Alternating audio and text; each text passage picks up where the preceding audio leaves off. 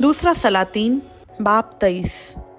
और बादशाह ने लोग भेजे और उन्होंने यहूदा और यरूशलेम के सब बुजुर्गों को उसके पास जमा किया। और बादशाह खुदावंद के घर को गया और उसके साथ यहूदा के सब लोग और यरूशलेम के सब बाशिंदे और काहिन और नबी और सब छोटे बड़े आदमी थे। और उसने जो अहद की किताब खुदावंद के घर में मिली थी उसकी सब बातें उनको पढ़ सुनाई। और बादशाह सतून के बराबर खड़ा हुआ और उसने खुदावंद की पैरवी करने और उसके हुक्मों और शहादतों और आइन को अपने सारे दिल और सारी जान से मानने और इस अहद की बातों पर जो इस किताब में लिखी हैं अमल करने के लिए खुदावंद के हुजूर अहद बांधा। और सब लोग उस अहद पर कायम हुए। फिर बादशाह ने सरदार काहिन खिलकिया को और उन काहिनों को जो दूसरे दर्जा के थे और दरबानों को हुक्म किया कि उन सब बर्तनों को जो बाल और यसीरत और आसमान की सारी फौज के लिए बनाए गए थे खुदावंद की हैकल से बाहर निकालें। और उसने यरूशलेम के बाहर किद्रून के खेतों में उनको जला दिया और उनकी राख बैतेल पहुंचाई। और उसने उन बुत परस्त काहिनों को जिनको शाहाने यहूदा ने यहूदा के शहरों के ऊंचे मकामों और यरूशलेम के आसपास के मकामों में बखूर जलाने को मुकर्रर किया था, और उनको भी जो बाल और सूरज और चांद और सैयारों और आसमान के सारे लश्कर के लिए बखूर जलाते थे मौकूफ किया। और वो यसीरत को खुदावंद के घर से यरूशलेम के बाहर किद्रून के नाले पर ले गया और उसे किद्रून के नाले पर जला दिया और उसे कूट कूट कर खाक बना दिया और उसको आम लोगों की कब्रों पर फेंक दिया। और उसने लूतियों के मकानों को जो खुदावंद के घर में थे जिनमें औरतें यसीरत के लिए पर्दे बुना करती थीं ढा दिया। और उसने यहूदा के शहरों से सब काहिनों को लाकर जिब्बा से बेरसबा तक उन सब ऊंचे मकामों में जहां काहिनों ने बखूर जलाया था निजासत डलवाई। और उसने फाटकों के उन ऊंचे मकामों को जो शहर के नाजिम यशवा के फाटक के मदखल यानी शहर के फाटक के बाईं हाथ को थे गिरा दिया। तो भी ऊंचे मकामों के काहिन यरूशलेम में खुदावंद के मस्बा के पास न आए, लेकिन वो अपने भाइयों के साथ बेखमीरी रोटी खा लेते थे। और उसने तूफत में जो बनी हिनूम की वादी में है निजासत फेंकवाई, ताकि कोई शख्स मौलिक के लिए अपने बेटे या बेटी को आग में ना चलवा सके। और उसने उन घोड़ों को दूर कर दिया जिनको यहूदा के बादशाहों ने सूरज के लिए मखसूस करके खुदावंद के घर के आस्ताना पर नातन मलिक ख्वाजा सरा की कोठरी के बराबर रखा था, जो हैकल की हद के अंदर थी। और सूरज के रथों को आग से जला दिया। और उन मस्बों को जो आखिस के बालाखाना की छत पर थे जिनको शाहाने यहूदा ने बनाया था, और उन मस्बों को जिनको मनस्सी ने खुदावंद के घर के दोनों सहनों में बनाया था, बादशाह ने ढा दिया। और वहां से उनको चूर चूर करके उनकी खाक को किद्रून के नाले में फेंकवा दिया। और बादशाह ने उन ऊंचे मकामों पर निजासत डलवाई जो यरूशलेम के मुकाबिल कोहे आलाइश की दहनी तरफ थे, जिनको इसराइल के बादशाह सुलेमान ने सैदानियों की नफरती इस्तारात और मुआबियों के नफरती कमूस और बनी अमून के नफरती मिलकूम के लिए बनाया था। और उसने सतूनों को टुकड़े टुकड़े कर दिया और यसीरतों को काट डाला और उनकी जगह में मुर्दों की हड्डियां भर दी। फिर बैतेल का वो मस्बा और वो ऊंचा मकाम जिसे नबात के बेटे योरबाम ने बनाया था, जिसने इसराइल से गुनाह कराया, सो इस मस्बा और ऊंचे मकाम दोनों को उसने ढा दिया और ऊंचे मकाम को जला दिया और उसे कूट कूट कर खाक कर दिया और यसीरत को जला दिया। और जब यूसिया मुड़ा तो उसने उन खबरों को देखा जो वहाँ उस पहाड़ पर थीं। तो उसने लोग भेजकर उन खबरों में से हड्डियां निकलवाईं और उनको उस मस्बा पर जलाकर उसे नापाक किया। ये खुदावंद के सुखन के मुताबिक हुआ जिसे उस मर्द खुदा ने, जिसने इन बातों की खबर दी थी, सुनाया था।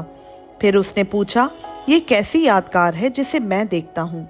शहर के लोगों ने उसे बताया, ये उस मर्द खुदा की खबर है जिसने यहूदा से आकर इन कामों की जो तूने बैतेल के मस्बा से किए खबर दी।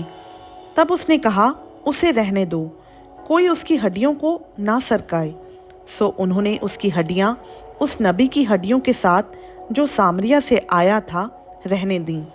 اور یوسیا نے ان اونچے مقاموں کے سب گھروں کو بھی جو سامریا کے شہروں میں تھے، جن کو اسرائیل کے بادشاہوں نے خداوند کو غصہ دلانے کو بنایا تھا، ڈھایا، اور جیسا اس نے بیتیل میں کیا تھا ویسا ہی ان سے بھی کیا۔ اور اس نے اونچے مقاموں کے سب کاہنوں کو جو وہاں تھے ان مذبحوں پر قتل کیا اور آدمیوں کی ہڈیاں ان پر جلائیں۔ پھر وہ یروشلم کو لوٹ آیا، اور بادشاہ نے سب لوگوں کو یہ حکم دیا کہ خداوند اپنے خدا کے لیے فسح مناؤ، جیسا عہد کی اس کتاب میں لکھا ہے۔ اور یقیناً قاضیوں کے زمانہ سے جو اسرائیل کی عدالت کرتے تھے، اور اسرائیل کے بادشاہوں اور یہودا کے بادشاہوں کے کل ایام میں ایسی عید فسح کبھی نہیں ہوئی تھی۔ یوسیا بادشاہ کے 18ویں برس یہ فسح یروشلم میں خداوند کے لیے منائی گئی۔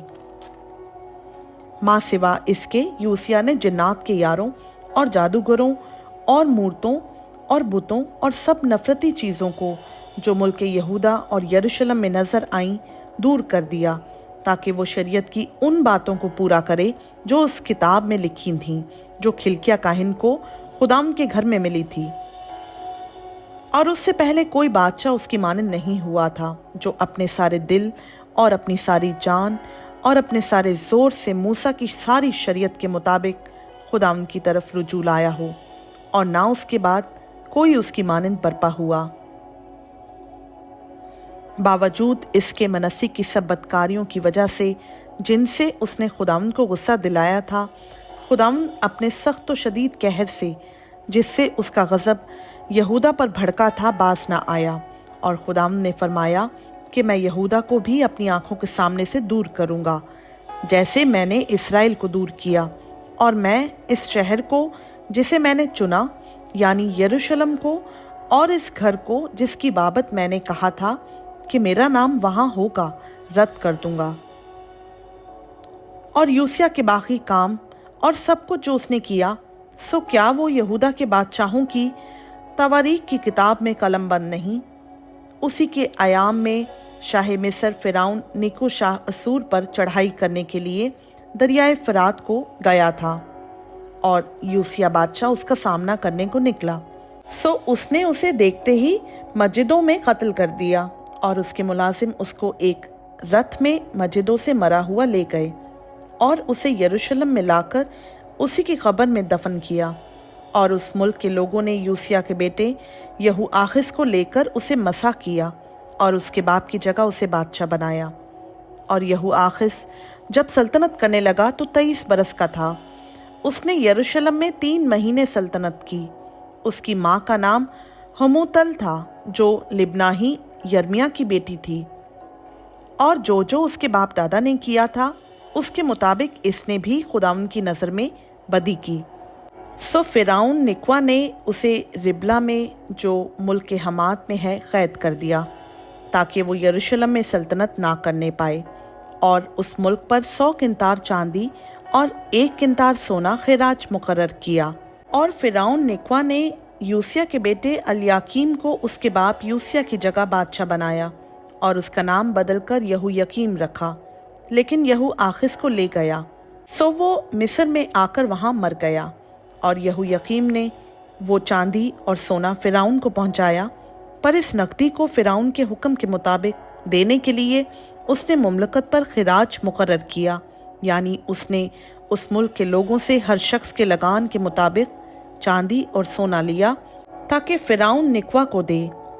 یہو یکیم جب سلطنت کرنے لگا تو 25 برس کا تھا۔ اس نے یروشلم میں 11 برس سلطنت کی۔ اس کی ماں کا نام زبودہ تھا، جو روما کے فدایا کی بیٹی تھی، اور جو اس کے باپ دادا نے کیا تھا اسی کے مطابق اس نے بھی خداوند کی نظر میں بدی کی۔ خداوند کا پاک کلام کا پڑھا، سنا، سمجھا اور قبول کیا جانا ہم سبوں کے لیے باعث برکت ہو۔ آمین۔